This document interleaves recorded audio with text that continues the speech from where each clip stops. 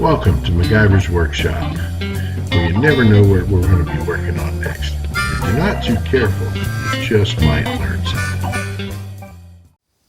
Hi there. Welcome to another episode of MacGyver's Workshop, where you never know what we're going to be working on next, and if you're not too careful, you just might learn something. Now, today, we're kind of back on Ole Blue here. An episode or two ago, you saw where I put I kind of converted an HVAC control panel that had the fuel tank, dual fuel tank switches. You know, we made kind of MacGyvered up the faceplate from the original panel and got a white face overlay from whitegauges.net on the eBays where I found them, but they're pretty much everywhere. So anyhow, the next thing we moved on to was the gauges themselves. We were painting up the needles to get them nice and fresh and new looking again. And the only thing I was waiting on was the matching white face gauges or white face gauge overlays to go on the gauges. And I kind of ran into a bit of a tricky wicket because the instrument clusters that I have, which I have 3 of them, between the original truck, the donor truck, and then the one I got out of another donor truck in the boneyard for the air conditioning, just in case. None of them had a tachometer in them. And so the speedometer only has the regular odometer, which tells you how many miles is on the vehicle. So I decided I wanted to put a tach in this cluster. So I bought a tach online and got the new circuit sheet for the back. And when I went to order my white face gauges, apparently if it has the tach, it also has a trip odometer up here, which obviously I don't have. But these guys were cool. They hooked me up and basically sent me a standard kit for the cluster with gauges and without the tach, and gave me a tach white face as well for like threw $5 at it, you know, and they hooked me up. So anyway, so today I got my overlays. They came in. So there's not much to them, you know, they're just little sheets. So we're going to be putting those on today. Let me get these out of here where I can show them to you. So there's your overlay for the tach. And they give you all the different things for the shift quadrant if you have an automatic, or if you've got a stick, they've got the blank. And then here's the speedometer with just one hole, and then the rest of the stuff, you know, for your gauges. And there's a blank, and I'm not sure what this is for. I'm still trying to figure that out. But anyway, they comes with a little instruction sheet which shows you how to put them on. And this cluster is old school,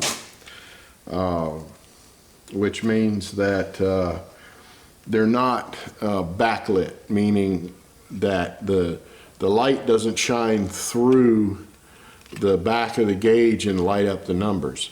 It just lights up around, you know, means there's no holes or anything, no clear translucent parts on these faces. So that kind of makes it a little easier for us. And because if it were, you know, where the light shines through the back, then you'd have to really be careful about lining your faces up to make sure that all your text covers whatever was on the gauge exactly. Otherwise, you'd see a ghosted image at night when you got your lights on. We don't want that. But as I said, fortunately, we don't really have to worry about that too much. So let's get started, shall we? Now, the first thing I'm going to do is I'm going to take all my big bits, like the lens. Well, you see how schmutzy it is with dust and spooge and whatever. It's accumulated over 40 some odd years. And, you know, the housing, you know, it's pretty filthy on the back. And then this piece here.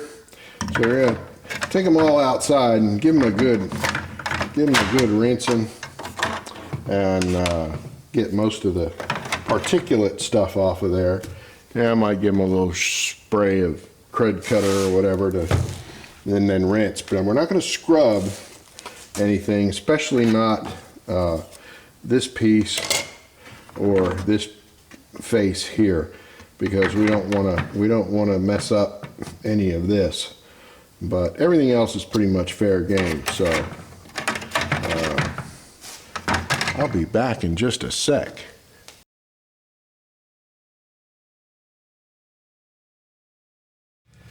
All right, so I've got everything all washed off. Like I said, you don't, especially with this stuff here, you don't want to go scrubbing on it with anything.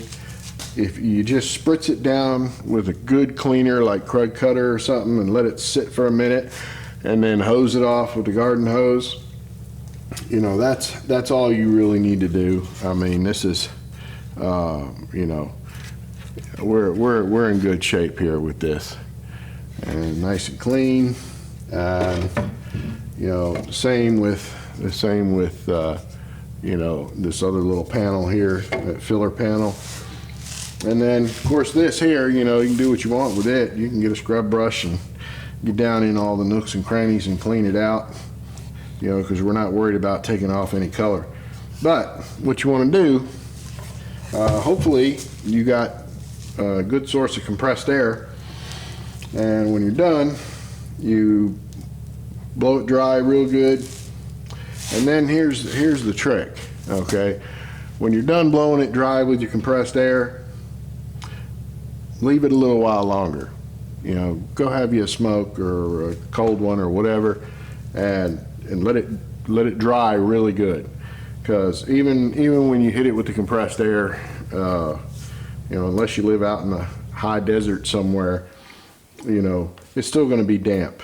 And you know, that way you just let it dry really good, and you won't have anything coming off your fingers or anything like that. And I'll show you this. This is why you got to be real careful when you're either detailing or having someone detail your vehicle. You want to be really careful of what chemicals you use or what products you use, because you know, if you use the wrong stuff on these clear plastic lenses, you can see how it's hazed up, and that's from where they wiped something on there, and it's not a residue, it's actually in the plastic. We're gonna have to polish that out. So they used something that was just a little too aggressive, and it ate into that plastic and clouded it up like that, and that's no bueno. So, but it's not the end of the world. Like I said, as long as the plastic isn't spidered too bad or cracked or broke down from UV, then you can polish it up and make it look good again, which in this case, we're fortunate we can do that. So, all right, so I'm going to give this a few minutes to kind of dry up a little bit, and we'll be back. Okay, so now that everything's had plenty of time to dry up real good, now most of your modern vehicles, you never have to worry about this because in your modern vehicles, the illumination for the instruments shines through the back of the gauge, and the numbers and the little tick marks, and sometimes even the needle itself, is translucent and kind of acts as a light pipe. So, in that case, we don't need to do what I'm fixing to do here. But since on this old school, it kind of uses more of like a flood type of lighting that, comes around the sides of each instrument and lights it from the front. So what I'm going to do is I'm going to shoot this with a bright, silvery metallic paint in here to make it reflective, in the hopes that, it'll give us, a little bit more brightness inside there. Hopefully between that and the nice bright LEDs that we're fixing to put in there, that'll overcome the downside of these, that even on a good day, they were just really kind of dimly lit. So I'd rather have it too bright and turn it down than the other way around. So I'm gonna go out there and I'm gonna shoot this, and I'm just gonna fog it with that silver and this bright silver, and it'll, just kind of bounce the light around in there and reflect better than this flat white, which will tend to kind of mute the light. So back in a minute. So there we go. All I did was, fog a light coating of metallic silver spray paint. Make sure that the spray paint you're using is safe for plastics. And you don't want to get crazy with it. You want to be standing off a good distance and let that paint go on in there on its own. You don't want it, just soaking it down in there and having runs and all that everywhere. And just each place where you got a light, shoot you some paint there, and hopefully maybe that'll just make them that much brighter. So we're good there. So we'll set that aside and we'll get started on our instruments here. And I'm gonna start with the oil pressure first, because I want to make sure that we're going to clear right, because the oil pressure gauge has a little pin right there, and I'm not sure, depending on where this how this sits in here, just how that's going to line up. Probably doesn't matter. I'm probably worrying too much, but that's okay.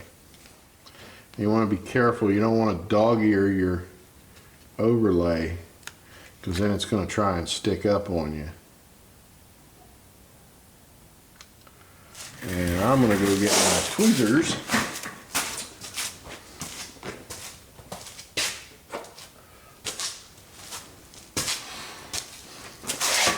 Have a little bit better control here.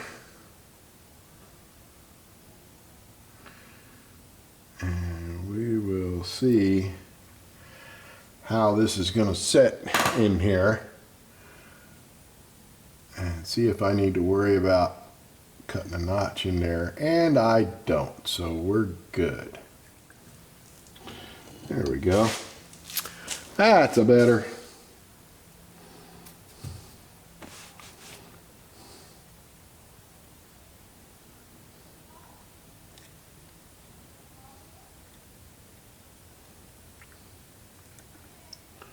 And we want to make sure we got it good and straight.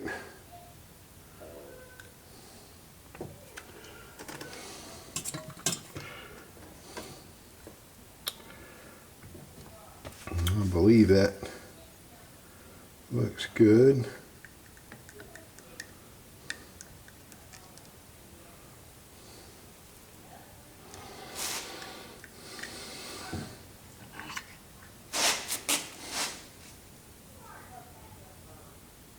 Yeah, that's good. Alrighty. Now the difficulty that I'm going to have is that my overlays aren't going to stick down flush on these instruments because the letters and the markings are raised. So if I can get this thing to focus, all these little, and everything here you see in white is raised up, kind of like raised white letters on a tire. So if there's any potential, downside or of anything that can go wrong in this project, is that would be it, because those raised white letters and numbers and what have you, that's the only thing that these overlays will stick to. So we got to make sure we put plenty of pressure on there and get that put down on there.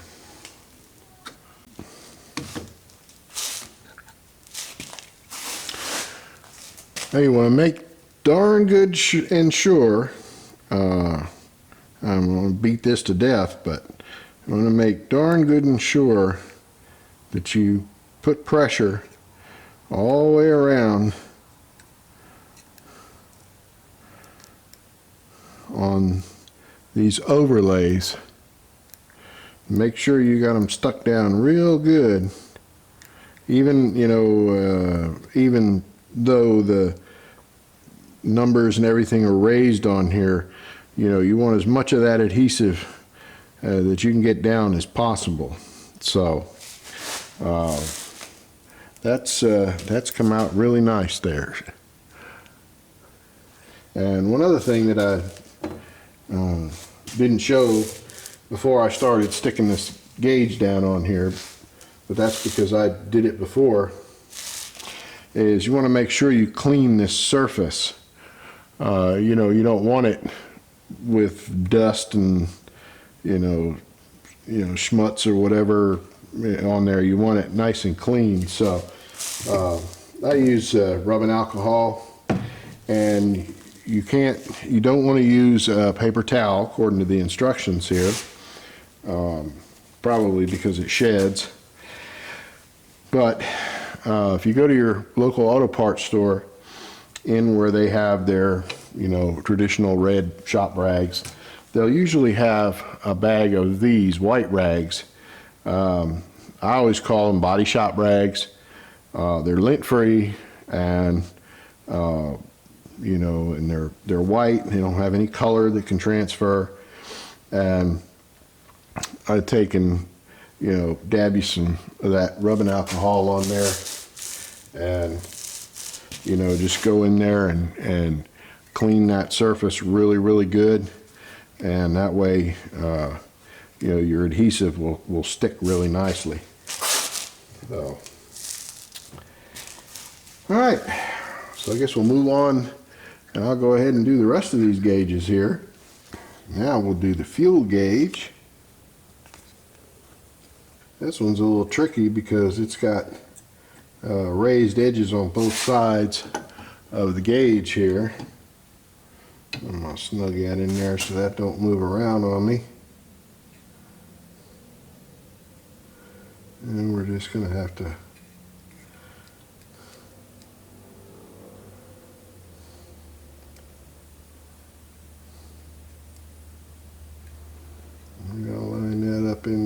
like so.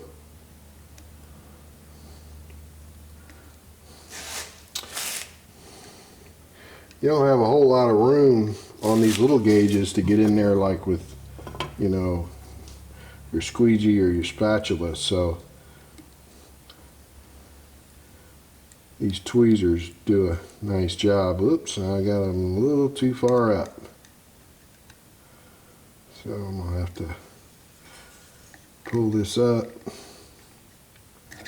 and scooch it down just a wee bit. Just get under it with your tweezers like that and lift it up. That way we can rotate it around to get inside our this little raised lip right here.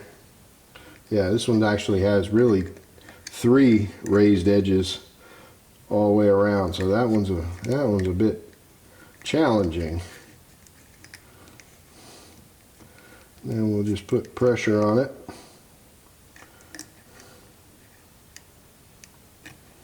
And get her stuck down there real good. And there we go. I didn't show you the other one up close, did I? Oh, there's the amp meter. Of course, y'all already saw the oil pressure. Now this temperature gauge is going to be challenging, just like the fuel gauge did or was, because I got a raised edge around 3 sides there. So we're going to kind of have to sneak it in underneath our needle there, and then we'll line up again the top here. We'll snug that up so it'll hold in place. Helps to have a steady hand. Guide it up against the top part here, and then center it as best you can from side to side. And once you get it, and start putting you some pressure on there. Like I said, remember, it's not going to lay down completely flat because, you know, all your digits and markings are raised. So that's why it's important that you go all the way around and put pressure everywhere, because the only place it's really going to be sticking at the end of the day is on those raised parts. And there's your temperature gauge. Okie dokie. Now let's see, we'll go ahead and get our little filler panel done here. And that one is over here.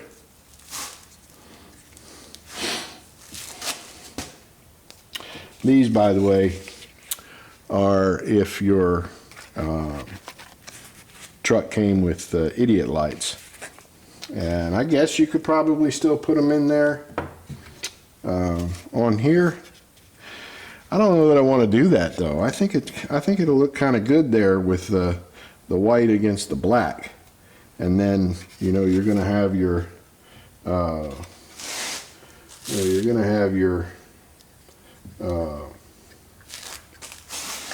to have your white gauge back there. So I'm kind of liking that better. We'll see. If we don't like it, we can always open it back up and put them in there. But for now, I'm going to pass. You want to gauge off of one corner and then get her down in there. Start applying some pressure. And resist the urge to take your finger and do that, because I don't care how clean you think your finger is, you're going to smudge it. So maybe a body shop rag, you know, nice, clean, lint-free. If you really feel the need, you got to do that. And then there you go. Easy peasy, as they say. These are going to be the fun ones. Because what you have to do, according to the instructions, is you kind of have to feed it through this center hole under that needle, and then and get it lined up in place, and then stick it down. And I'm guessing that's going to be a bit of fun.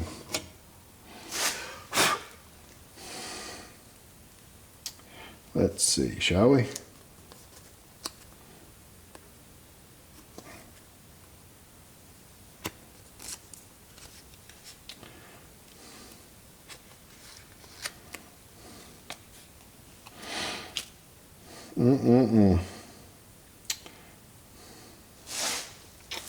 Yeah. Now, I'm guessing because that's all raised there, I'm wondering if I'm good to maybe try and bring it in from here, because that's kind of a lower spot. Let's try that.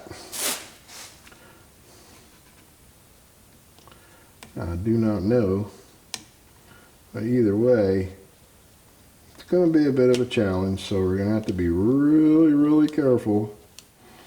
We got to bring it in and get it around that needle, and you're gonna be challenged to do this with tweezers. So, but the good thing is, though, is you can line it up using your little cross in here, and then move your needle over, and don't forget to put some pressure here.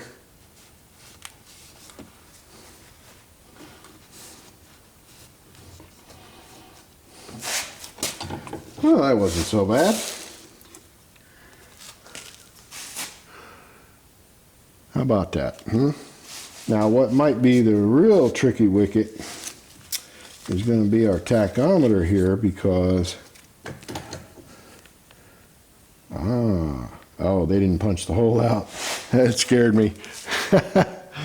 See, there's the cross is complete there, but it's a punch out. There's a knockout there. It just didn't get knocked out. Phew! I was like, oh God, how am I going to do that? So before I forget and give myself a problem, I'm going to pick that little center hole out of there. We're dealing with something that's really now on 3.5 sides, because this comes in down under here too. So this one's going to be tricky. Okay, Mikey screwed up. And I done popped the needle off the top of this thing. Now, fortunately, I didn't damage the movement. The needle popped off of the movement itself. So what we'll do, we're going to have to glue that needle back on. So for now, we'll take and set that over there out of harm's way. We'll go ahead and get our overlay on here and hope and pray we didn't break anything. You see, that's where you got a bit of a challenge there, because on this one, on this tack, that hole is not big enough.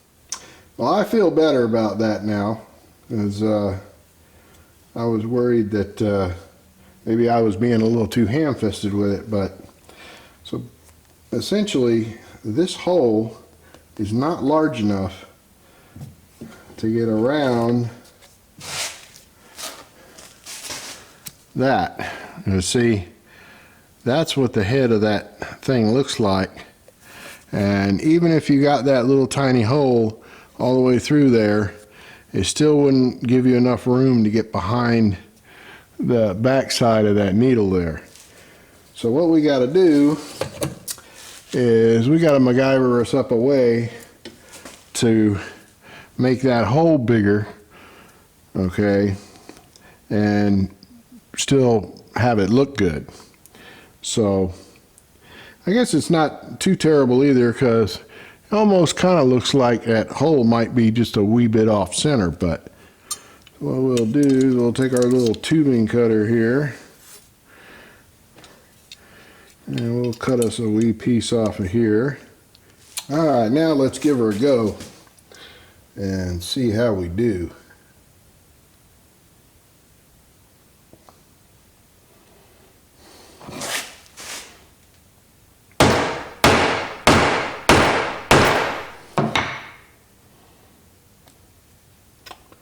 Hey, there we go. Now let's see how we do. See if that's big enough to get us on there.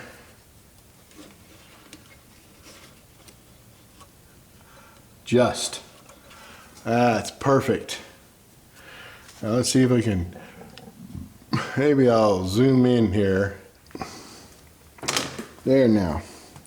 Now maybe you can see a little bit better what I was talking about. This movement here, okay, has that long bar, and our hole in the center of our overlay was not big enough to allow us to get over the back side of it and come back down and come back around. See, now this hole here, you know, is just, I mean, just big enough to do that. So I figures the tack would be the oddball, but hey, it's all good. It is all good. I mean, if I went through this whole project and nothing went wrong, I wouldn't know what to do with myself. Use our little damn it there to line ourselves up. And there we go. And I know I'm sitting there breaking my own rule by using my fingers. I'm going to have to clean that off.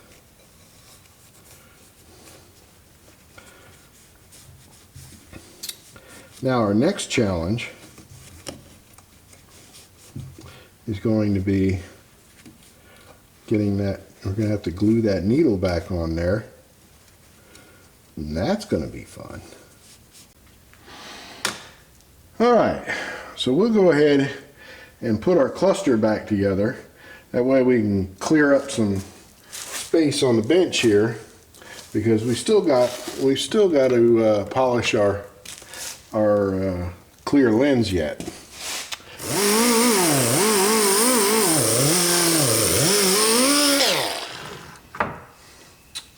Okay, I'd say that looks nice and clear now, isn't it? Amazing what a little plastic polish can do. When you put these screws back in on this plastic like this, you don't want to tighten the daylights out of them. They don't need to be that tight. They just need to be snug enough in there to hold everything together and not rattle and squeak when you're going down the road.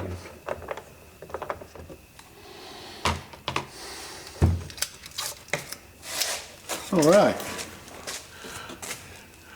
I'd say that looks pretty good.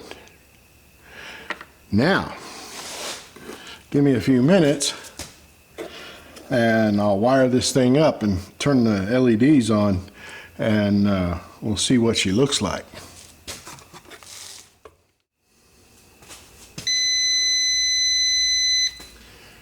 Alright, well, my battery box is just going to keep beeping as long as I have it turned on, but here, let's check it out.